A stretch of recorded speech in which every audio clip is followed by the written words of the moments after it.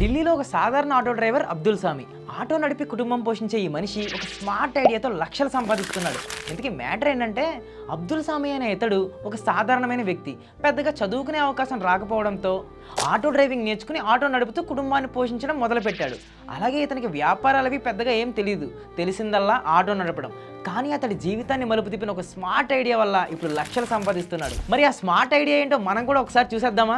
న్యూఢిల్లీలోని America consulate ఎదుట తన ఆటోని పార్క్ చేసి కూర్చుంటాడు అంతే. అయితే అక్కడ కాన్సులేట్కు వీసా ఇంటర్వ్యూ కోసం వచ్చే వాళ్ళు తమతో తీసుకొచ్చిన లగేజీని లోపలికి తీసుకువెళ్ళడానికి సిబ్బంది అనుమతించదు.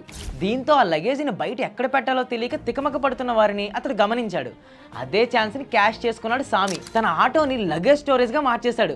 ఒక్కో కస్టమర్ నుంచి ₹1000 ఛార్జ్ చేస్తున్నాడు. ఇంటర్వ్యూ మిస్ కాకూడదన్న ఆలోచనతో చాలా మంది ధర ఎక్కువైనా చెల్లించి లగేజీని అతని ఆటోలోనే ఉంచుతున్నారు. రోజుకి ఒక 20-30 కస్టమర్లు అతని దగ్గరికి వస్తారు. ఇప్పుడు ఆటో డ్రైవింగ్ మానేసి నెలకు 5 నుంచి 7 లక్షలు సంపాదిస్తున్నాడు.